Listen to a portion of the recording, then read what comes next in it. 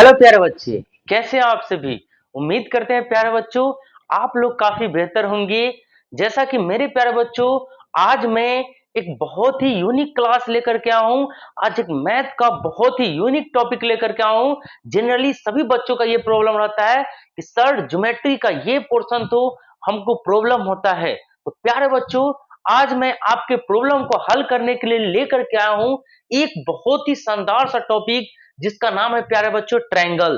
तो प्यारे बच्चों, ये वर्ड ट्रायंगल एक छोटा सा वर्ड है, लेकिन मैं इसमें आपको बिल्कुल डीप कॉन्सेप्ट देने वाला हूं, बिल्कुल बेसिक से एडवांस तक।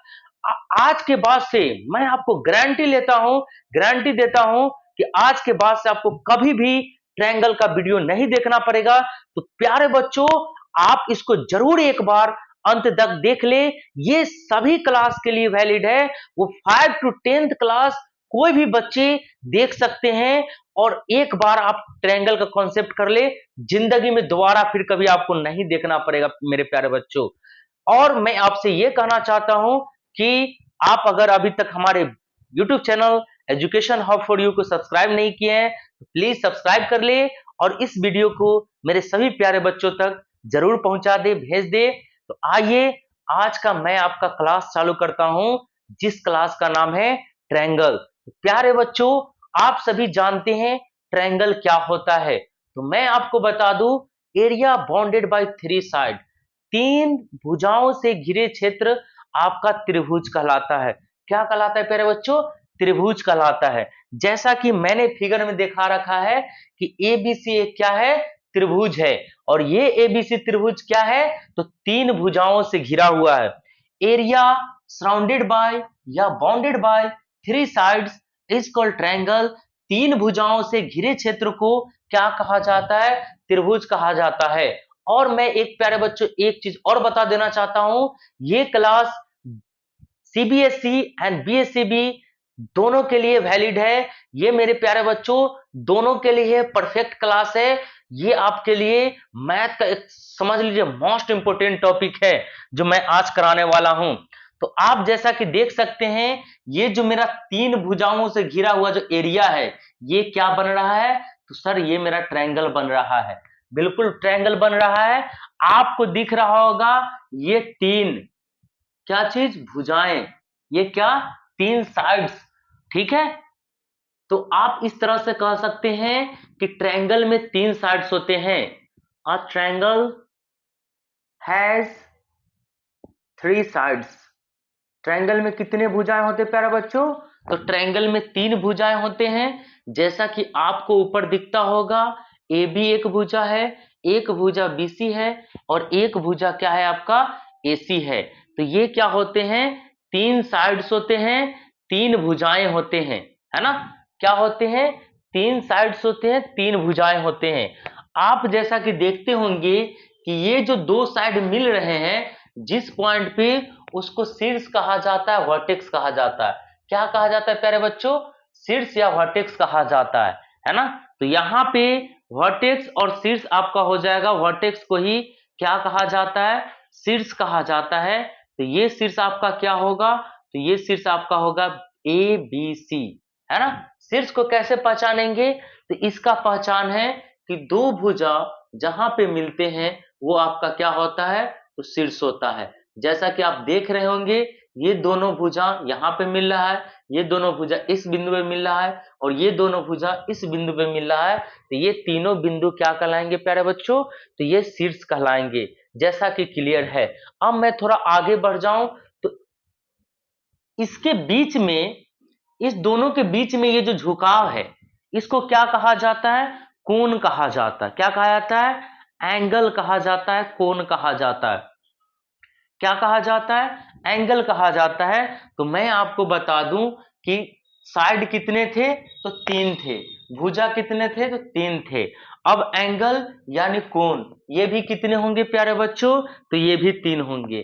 तो आपका यहाँ पे 3 एंगल है, ए बी सी। जैसे इस एंगल का नाम बताना है तो यहां से स्टार्ट करेंगे, एंगल ए बी सी। ये मेरा एंगल रहा। अगर इसका नाम लेना है तो कैसे कहेंगे?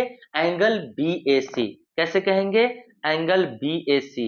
और ये मेरा एंगल, एंगल बी सी ए। तो तो इस तरह से हमने देखा कि त्रिभुज में तीन भुजाएं, तीन शीर्ष और तीन भुजाएं, तीन शीर्ष और तीन कोण होते हैं। अब हम बढ़ते हैं आगे। प्यारे बच्चों, तो आइए जो है हम अब सीखते हैं टाइप्स ऑफ ट्रायंगल, है ना। क्या सीखने जा रहे हैं प्यारे बच्चों? Types of triangle. Types of triangle. तो मैं प्यारे बच्चों बता दूं, ट्रायंगल को दो पार्ट में बांटा गया है। जनरली ट्रायंगल को दो पार्ट में बांटा गया है, एक भुजा के आधार पे और एक कोण के आधार पे, है ना। तो मैं आपको प्यारे बच्चों बता दूं कि भुजा के आधार पे यानी on the side, on the basis of side. तो there are three types of triangle on the basis of side. There are three types of triangle on the basis of sides। तो हमने देख लिया कि त्रिभुज के कितने प्रकार होते हैं, तीन प्रकार के होते हैं। किस आधार पे? तो भुजा के आधार पे। तो आइए प्यारे बच्चों तीनों टाइप को हम देखते हैं, है ना। तो सबसे मेरा पहला जो टाइप है वो कौन सा है प्यारे बच्चों? तो वो है इक्विलैटरल ट्रायंगल, है ना। इक्विलैटरल ट्रायंगल मतलब हो गया समबाहु त्रिभुज। कौन सा त्रिभुज प्यारे बच्चों? समबाहु त्रिभुज, है ना। वैसा त्रिभुज जिसकी तीनों भुजाएं आपस में बराबर हो। हमने क्या किया, ये एक त्रिभुज बनाया, है ना। यदि त्रिभुज की तीनों भुजाएं आपस में बराबर हो गया तो ये क्या कहलाएंगे प्यारे बच्चों? इक्विलैटरल ट्रायंगल कहलाएंगे। क्या कहलाएंगे? इक्विलैटरल ट्रायंगल, है ना। इक्विलैटरल ट्रायंगल कहलाएंगे आपको, है ना। समबाहु त्रिभुज कहलाएंगे। कौन सा त्रिभुज? समबाहु त्रिभुज।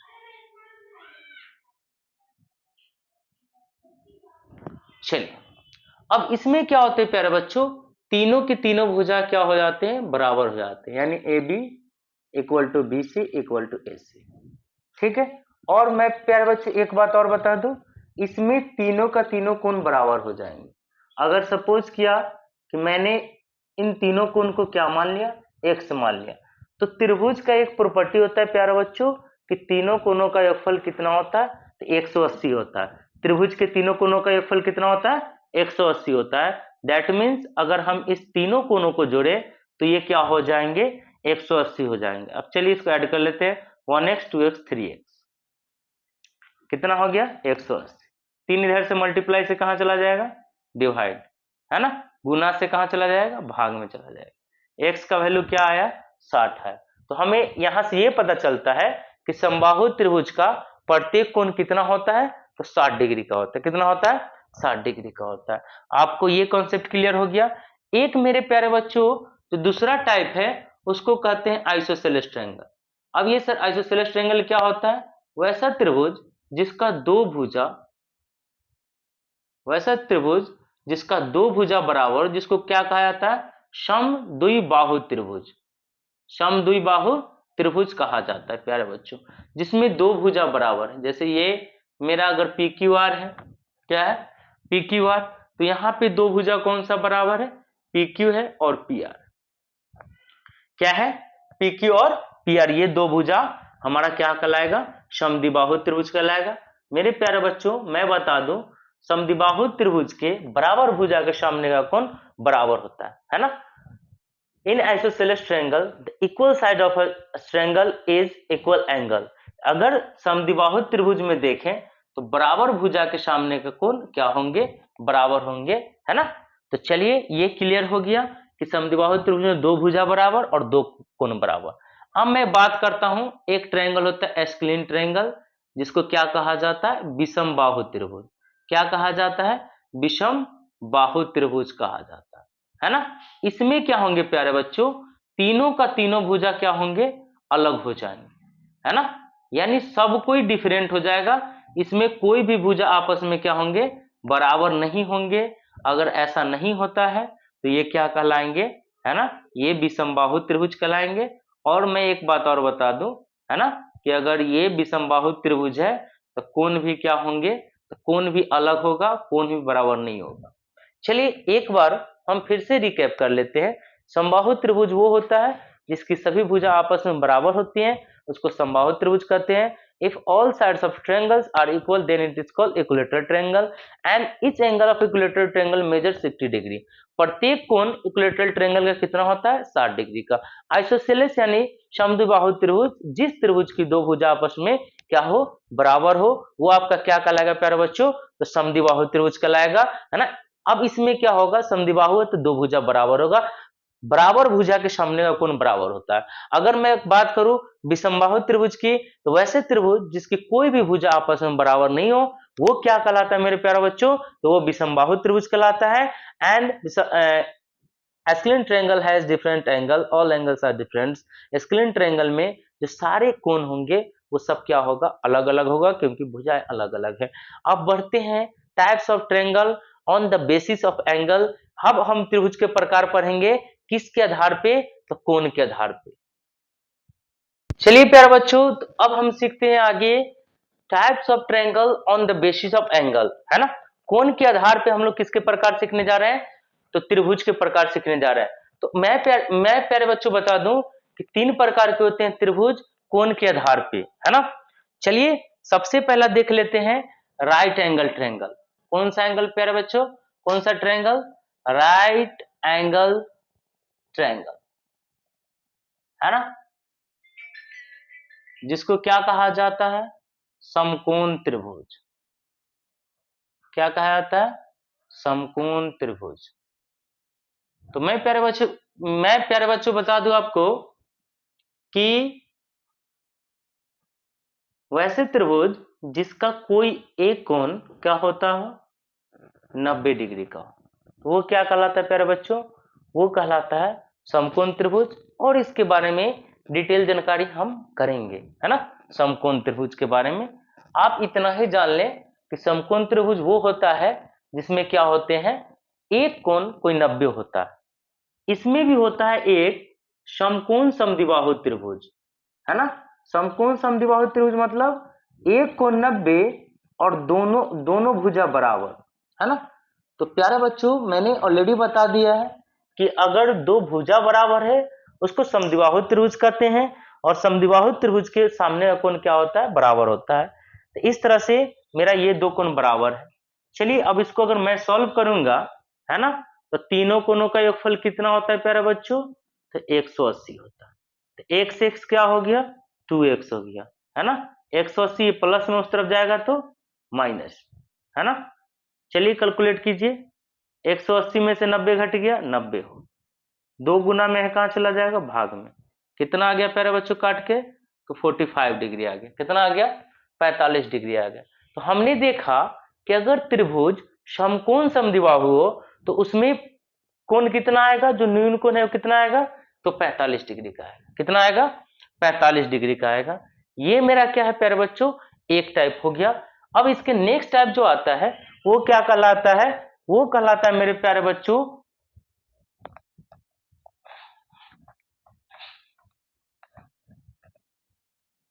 अधिक कोण त्रिभुज, जिसको कहा जाता है ऑब्ट्यूज एंगल ट्रायंगल, है ना। क्या कहा जाता है? ऑब्ट्यूज एंगल ट्रायंगल, है ना। वैसे त्रिभुज जिसका कोई एक कोण। चलिए प्यारे बच्चों, तो अब हम इसका सेकेंड टाइप देखते हैं, ऑब्ट्यूज एंगल ट्रायंगल, है ना। ऑब्ट्यूज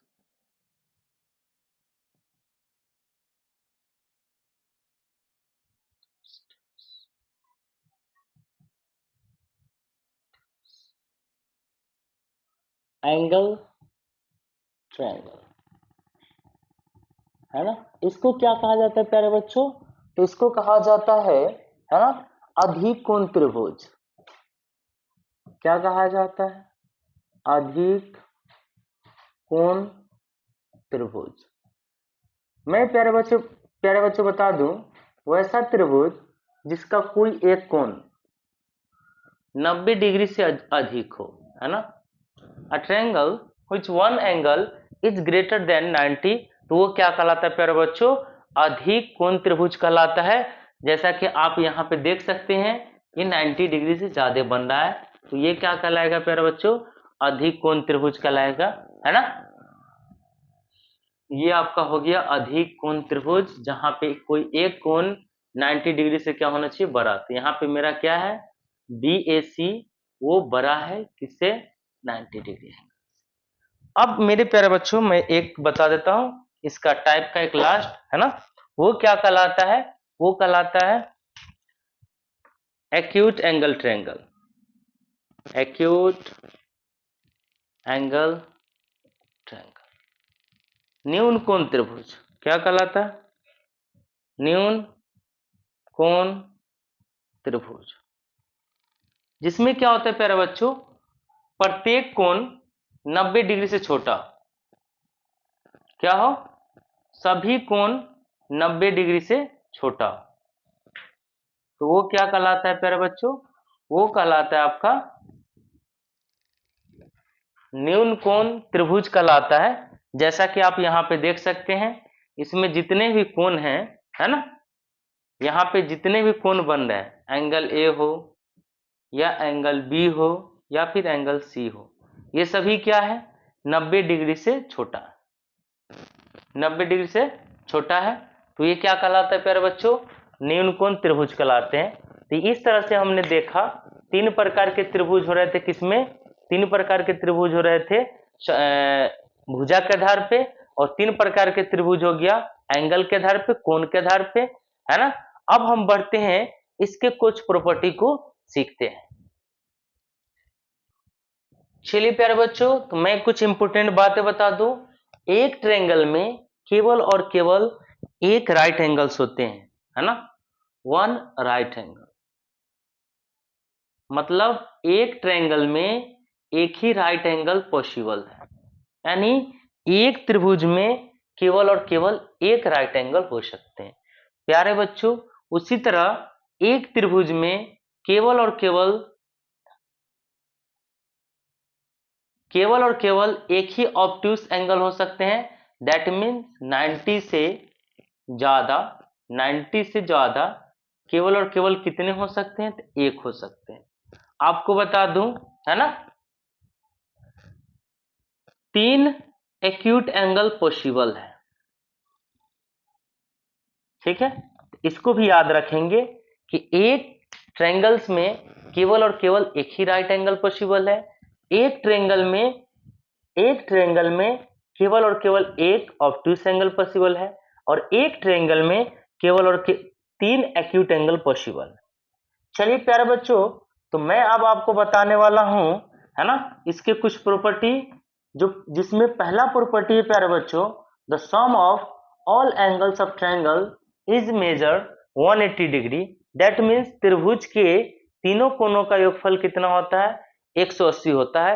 ये आपको पता होगा, लेकिन आज मैं प्यारे बच्चों आपको प्रूव करके दिखाऊंगा कि कैसे the sum of all triangles of the sum of all angle of a triangle measure 180 degree, त्रिभुज के तीनों कोणों का योगफल 180 कैसे होता है, आज मैं वो आपको दिखाने वाला हूं, है ना।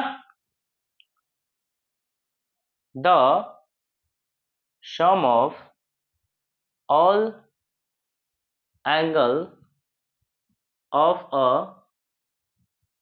triangle measure 180 degree. चलिए प्यारे बच्चों, अब जरा यहां पे ध्यान दें, है ना, ये क्या रहा, मेरा त्रिभुज है, ये कोण एक है, ये कोण दो है, और ये कोण क्या है, तीन है ना। अब हम प्यारे बच्चों आपको दिखाने वाले हैं कि इस त्रिभुज के तीनों कोणों का योगफल क्या होते हैं, 180 होते हैं। इसके लिए हम क्या करते हैं, यहां से एक लाइन ड्रॉ कर लेते हैं खुद के मर्जी से। बोले कोई दिक्कत, तो कोई दिक्कत नहीं।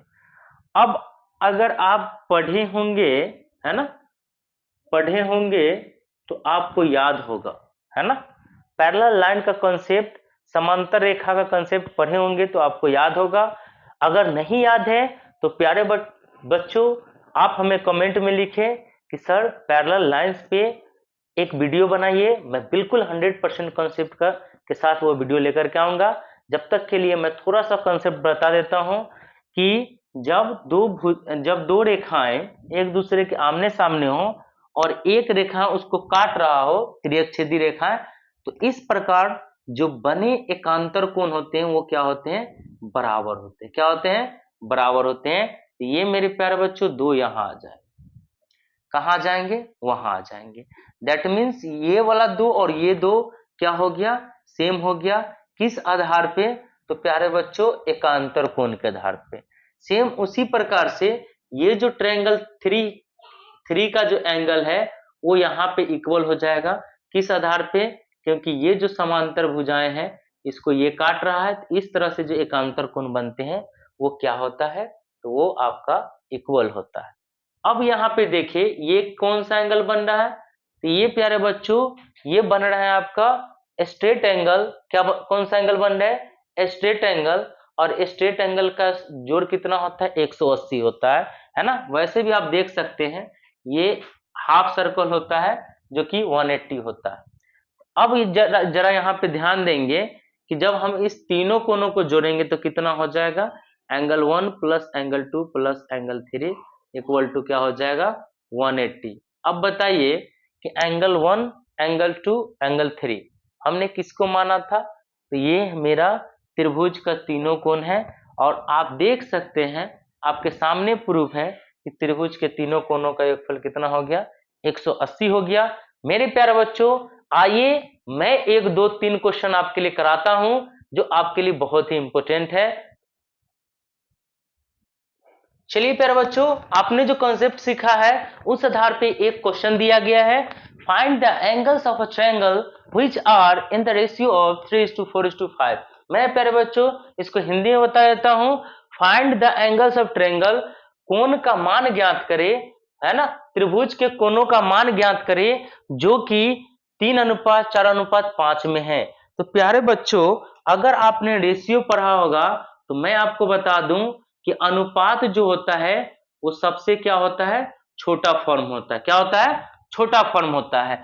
ये कहीं ना कहीं जैसे मैं मान लूं कि मेरे पास 20 और 40 है, तो ये दोनों का अनुपात कितना आ जाएगा, तो ये आ जाएगा 1 और ये 2 आ जाएगा, तो मेरे पास आ गया 1:2। तो ये सबसे क्या होता है, सिंपलेस्ट फॉर्म होता है, सबसे सरलतम रूप होता है। लेकिन अगर हमें इसको 1 को बनाना है 20, इसमें गुना करना होगा 20 से, इसमें भी गुना करना होगा 20 से। यानी हमें यह समझ में आया कि अनुपात में किसी भी समान संख्या से गुना किया जाता है। क्या किया जाता है, गुना किया जाता है। तो हमें तो पता नहीं है कि कौन से संख्या से गुना करना है, तो हम मान लें कि इसमें 1 से, इसमें 1 से, इसमें 1 से गुना किया गया है। तो मेरे पास कोण क्या हो जाएगा, लेट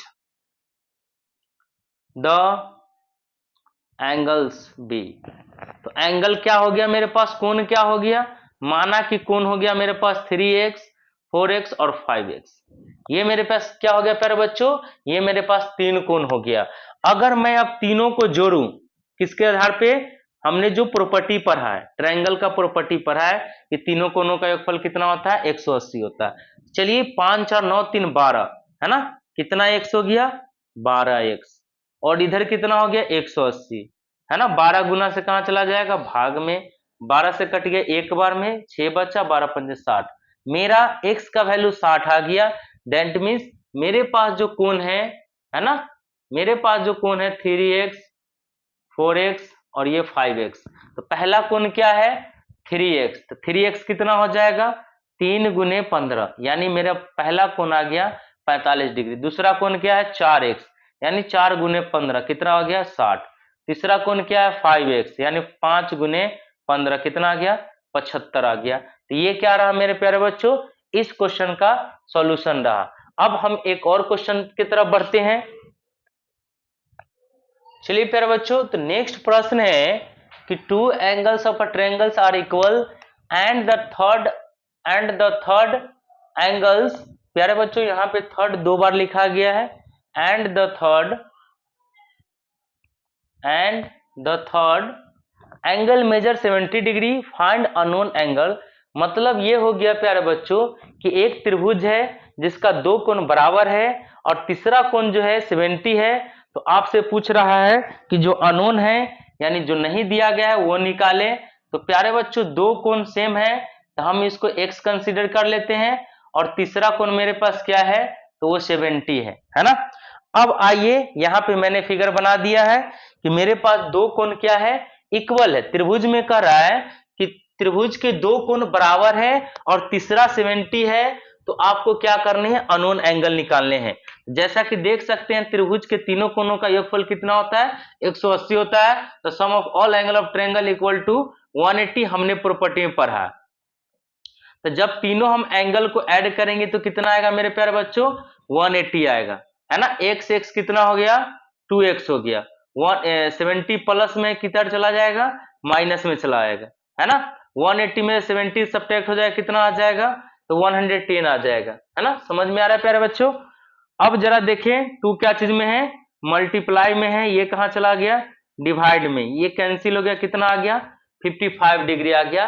तो जो मेरे पास अननोन एंगल है वो कितना हो गया प्यारे बच्चों, तो 55 डिग्री, और ये हो गया 55 डिग्री। अब चलिए बढ़ते हैं अगले प्रश्न की तरफ। चलिए प्यारे बच्चों, तो एक क्वेश्चन है, in a triangle ABC if 3 angle A equal to 4 angle B equal to 6 angle C, calculate angle A B C. हमें यहाँ पे प्यारे बच्चों क्या निकालने हैं, एंगल ए बी सी के वैल्यू निकालने हैं। ऐसे क्वेश्चन में जनरली मोस्टली बच्चे को प्रॉब्लम होता है। आइए आज मैं आपको इजी वे में इसको हल करना सिखाते हैं, है ना। बिल्कुल यूनिक तरीका से आज मैं इसका सॉल्यूशन देने वाला हूं, है ना। तो यहाँ पे क्या देख रहे हैं प्यारे बच्चों, 3 एंगल ए इक्वल टू क्या है, 4 एंगल बी, है ना। अब अगर मैं एंगल बी को उठा के ले आऊं इधर, तो क्या हो जाएगा, angle A equal to angle B. बोलिए कोई दिक्कत, कोई दिक्कत। ये 3 क्या चीज में है, मल्टीप्लाई में कहा चला जाएगा, डिवाइड में आ जाएगा। यानी मेरे पास जो एंगल का रेशियो आ गया, क्या आ गया प्यारे बच्चों, 4:3, एंगल ए और एंगल बी, एंगल ए और एंगल बी। अब यहां से हम इसको इक्वल कर देते क्योंकि सभी इक्वल है। तो क्या हो जाएगा प्यारे बच्चों, 3 angle A equal to 6 angle C. अब 6 को उठाकर इधर लिया है तो 3/6, और ये क्या हो जाएगा, ये क्या हो जाएगा, या फिर सी को इस तरफ ले आते हैं, है ना। मैंने क्या किया है, 6 को इस तरफ लिया है। चलिए एंगल ए को उस तरफ ले चलते हैं, तो एंगल सी इक्वल टू क्या हो जाएगा, एंगल ए, है ना। ये इससे कैंसिल, ये इससे कैंसिल, कितना आ गया, 1/2 आ गया। क्या आ गया प्यारे बच्चों, 1/2। अब जरा यहाँ पे ध्यान दे कि एंगल ए कितना आ रहा है, 4, यहाँ पे एंगल ए कितना आ रहा है, 2 आ रहा है। तो प्यारे बच्चों यहाँ पे हम देख रहे हैं एक ही एंगल का 2 डिफरेंट वैल्यू है, जो कि पॉसिबल नहीं है। तो क्या 1/2 में हम 2 से गुना कर सकते हैं, बिल्कुल सर। ये 1/2 है, इसको 2 से गुना कर दे, इसको नीचे भी 2 से गुना कर दे, एंगल सी एंगल ए। तो कितना हो गया, ये कितना हो गया प्यारे बच्चों, 2 हो गया, नीचे क्या हो गया, 4 हो गया, और ये कितना हो गया, सी, और ये कितना हो गया, ए हो गया। यानी मेरे पास जो एंगल सी और एंगल ए आया है वो कितना आया है प्यारे बच्चों, तो वो आ गया 2:4, है ना, 2:4। अब देखिए मेरे पास एंगल ए का रेशियो 4 है, एंगल बी का रेशियो 3 है, और एंगल सी का रेशियो 2 है। अब प्यारे बच्चों जब यहाँ पे कोण क्या चीज में है, अनुपात में, तो हम इसे किसी संख्या से गुना कर देते हैं। तो वो क्या हो जाएगा प्यारे बच्चों, वो हो जाएगा, x लगाकर लिख दो, x से मल्टीप्लाई कर देंगे, तो एंगल ए हो जाएगा 4x, एंगल बी हो जाएगा कितना, एंगल बी हो जाएगा 3x, एंगल सी क्या था प्यारे बच्चों, एंगल सी यहाँ पे देखे 2 था, तो ये 2x आ जाएगा, है ना। रेशियो है तो इसको किसी न किसी संख्या से गुना करना पड़ेगा। अब मेरे प्यारे बच्चों अगर हम सभी कोणों को ऐड करेंगे तो कितना आ जाएगा, तो कितना आ जाएगा, 180 आ जाएगा। 4 3 7 2 9x, और 9x बराबर कितना हो गया, 180। 9 से 180 कट गया, कितना बार में, 20 बार में, 9 गुना से भाग में जाता, कट गया। अब मेरे पास एंगल ए क्या था प्यारे बच्चों, तो 4x था, तो 4 गुने x के जब 20, 80 आ जाता। एंगल बी कितना था, तो 3x था, तो 3 गुने 20 कितना आ जाएगा, 60 आ जाएगा। एंगल सी कितना था, एंगल सी था मेरे पास 2x, तो 2 गुने 20 क्या आ जाएगा, 40 आ जाएगा। उम्मीद करते हैं प्यारे बच्चों ये क्वेश्चन बिल्कुल क्लियर हो गया होगा। बढ़ते हैं नेक्स्ट प्रश्न की तरफ। चलिए प्यारे बच्चों, अब मैं डिस्कस करने वाला हूं आज के मोस्ट इंपोर्टेंट टॉपिक त्रिभुज का, जो जनरली इसमें बहुत सारे बच्चों को तकलीफ होता है। ये है प्यारे बच्चों exterior and interior opposite angle of triangle. मैं प्यारे बच्चों बात करने वाला हूं त्रिभुज की, अगर किसी भुजा को हम बढ़ा देते हैं, है ना, if I extend any side of a triangle, है ना, then angle form is called exterior angle, है ना। आप जैसा कि देख रहे हैं इस ट्रायंगल के हमने एक साइड को एक्सटेंड कर दिया, है ना। यहां पे प्यारे बच्चों देख रहे हैं कि ए बी सी क्या है, ट्रायंगल है, और हमने बीसी भुजा को एक्सटेंड कर दिया। ये बीसी साइड को एक्सटेंड करके डी तक बढ़ा दिया, तो बढ़ाने से जो एंगल बना इसी को कहा जाता है एक्सटीरियर एंगल, है ना। बाह्य कोण कहा जाता है, त्रिभुज के बहिष कोण कहा जाता है। क्लियर है प्यारे बच्चों। किसी त्रिभुज की किसी भी भुजा को अगर हम आगे बढ़ा दे तो बढ़ाने के बाद जो कोण बनते हैं वही क्या कहलाता है प्यारे बच्चों, तो वही एक्सटीरियर एंगल कहलाता है। त्रिभुज के बहिष कोण बाह्य कोण कहलाता है। और मैं प्यारे बच्चों इसका प्रॉपर्टी बता दूं कि ये जो बाह्य कोण होता है, ये त्रिभुज के एक्सटीरियर एंगल होते हैं, ये आपका interior angle, opposite interior angle के सम के इक्वल होता है ना। दैट मीन्स मेरे प्यारे बच्चों एक बार और समझते हैं, त्रिभुज के किसी भी एक भुजा को अगर हम बढ़ा दे तो बढ़ाए गए भुजा से जो कोण बनते हैं उसको क्या कहते हैं, तो बहिष कोण कहते हैं। अब मेरे प्यारे बच्चों ये जो बहिष कोण होते हैं ये क्या त्रिभुज के अंतः भुजा के कोणों के योगफल के बराबर होते हैं। ये देख रहे हैं प्यारे बच्चों, तो ये इंटीरियर अपोजिट एंगल है, एक ही ओर के अंतः कोण है, और ये क्या होता है कि ये आपका कोण इस दोनों कोणों के योगफल के बराबर होता है। क्लियर है। चलिए, तो वो प्यारे बच्चों क्या हो गया, अल्फा, और अल्फा किसके बराबर हो गया, तो त्रिभुज के एक ही ओर के अंतः कोणों के योगफल के बराबर हो गया, है ना। चलिए, तो ये आपको समझ में आ गया। यहां पे आप कुछ भी लिख सकते हो, यहां पे आप एंगल पी कुछ भी लिखा जा सकता है, ये डिपेंड करता है कि आप पे किसको क्या मान रहे हो, है ना। तो हमने अगर उस कोण को एज्यूम किया पी, तो वो पी कोण जो है बहिष कोण है, वो इस दोनों कोण के जोड़ के इक्वल होता है। मोस्ट इंपोर्टेंट टॉपिक है। चलिए अब हम इससे रिलेटेड क्वेश्चन को देखते हैं, एकदम माइंड में सेट कर ले। लास्टली मैं आपको बताने जा रहा हूं कि त्रिभुज की किसी भी भुजा को अगर हम बढ़ा दे तो इस प्रकार जो बढ़ाए गए कोण होते हैं उसको कहते हैं बहिष कोण, और ये बहिष कोण जो होते हैं त्रिभुज के एक ही ओर के इंटीरियर एंगल अंतः कोण के योगफल के बराबर। क्वेश्चन कराने से पहले मैं आपको प्रूफ दे देता हूं कि हाँ सर, कैसे वो जो एक्सटीरियर एंगल होते हैं वो sum of two opposite interior angle के इक्वल होते हैं। आप सर ये प्रूफ करके दिखाइए। तो आइए मेरे प्यारे बच्चों मैं आपको प्रूफ देता हूं, है ना। मान लो कि ये मेरा एंगल 1 है, ये एंगल 2 है, ये एंगल 3 है ना, और ये एंगल 4 है। चलिए, कोई दिक्कत नहीं। अब मेरे प्यारे बच्चों हम जानते हैं कि ये क्या है, ये आपको दिख रहा होगा, ये क्या है प्यारे बच्चों, तो वो है आपका स्ट्रेट एंगल, और स्ट्रेट एंगल का जोड़ कितना होता है, 180 होता है।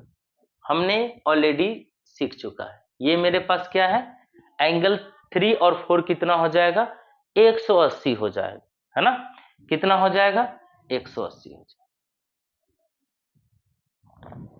चलिए प्यारे बच्चों हमने ये भी सीखा है कि ये और ये कौन सा एंगल है, तो हमने सीखा है कि सर ये इंटीरियर एंगल है, तो एंगल 1 बराबर क्या हो जाएगा, एंगल 1 बराबर क्या हो जाएगा, एंगल 4।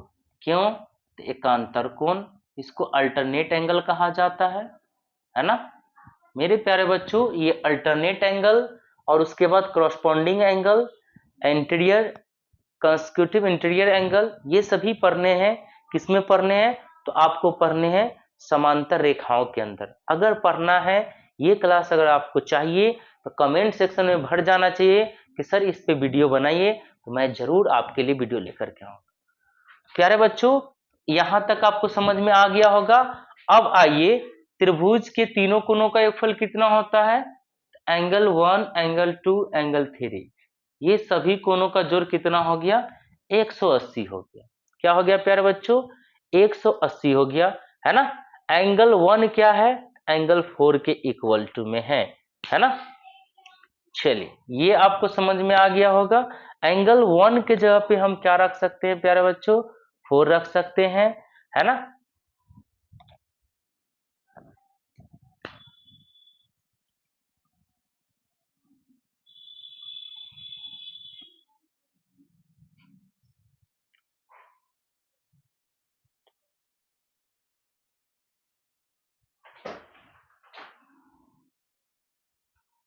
अब प्यारे बच्चों, अब जरा इस दोनों इक्वेशन को ध्यान दे, तो आपको पता चलेगा कि इस इक्वेशन का आरएचएस और इस इक्वेशन का आरएचएस क्या है प्यारे बच्चों?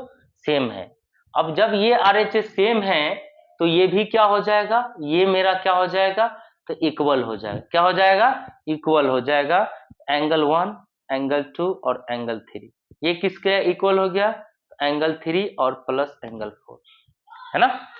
अब जरा ध्यान दे, अब जरा ध्यान दे, तो प्यारे बच्चों, ये एंगल 1 और एंगल 2 क्या हो जाएगा? तो कैंसिल हो जाएगा। एंगल 1 और एंगल 3 और एंगल 3 क्या हो जाएगा? कैंसिल हो जाएगा। तो अब जरा ध्यान दे, क्या बचा?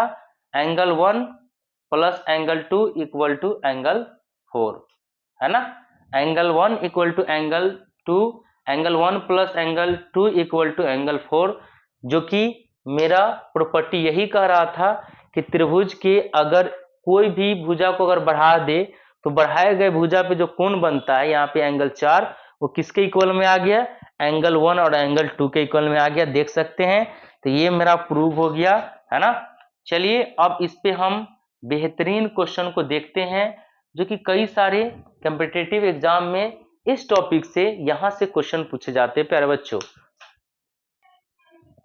प्यारे बच्चों, इस फिगर को देखें, इसमें एक्स और वाई का मान निकालना है। मैंने केवल फिगर को बनाया है प्यारे बच्चों, क्योंकि वीडियो बहुत लंबा होते जा रहा है, और ये मेरा गारंटी है कि मैं एक ही वीडियो में पूरा सिखा के आ जाऊंगा, इसीलिए मैं लगातार बना हुआ हूं।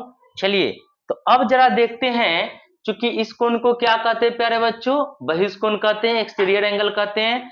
और अभी हमने पढ़ा है कि ये एक्सटीरियर एंगल इस दोनों इंटीरियर अपोजिट एंगल के इक्वल होता है, सम के इक्वल होता है ना। ये वाला बहिष्कोण ये दोनों कोण के जोड़ के इक्वल होता है ना। चलिए, अगर ये प्लस में इस तरफ आ जाएगा प्यारे बच्चों, तो माइनस में, है ना। 5 में 5 गया 0, 12 में 5 गया 7, क्या आ गया प्यारे बच्चों? 70 आ गया। एक्स का वैल्यू 70 मिल गया। हमें क्या चाहिए? अब वाई चाहिए। जरा ध्यान दे, इस त्रिभुज के तीनों कोणों का योगफल कितना होता है? कितना होता है? तो 180 होता है। हमने x का वैल्यू 70 निकाल लिया है, ठीक है। अब 70 और 55 को ऐड कर ले, 125 हो गया। प्लस में क्या हो गया? y इक्वल टू में 180। 125 प्लस में उधर चला जाएगा, माइनस में 180 माइनस 125 कितना आ गया? 10 में से 5 गया 5, 17 में से 12 गया 5। ये आप प्यारे बच्चों, ये क्या आ गया? तो ये मेरा प्यारे बच्चों 10 में से 5 गया 5, 7, 17, 17 में से 12 गया, 7 में 2 गया 5, हाँ 55 डिग्री वाई का वैल्यू आ गया, है ना। तो मेरे प्यारे बच्चों, और क्वेश्चन देख लेते हैं इससे रिलेटेड।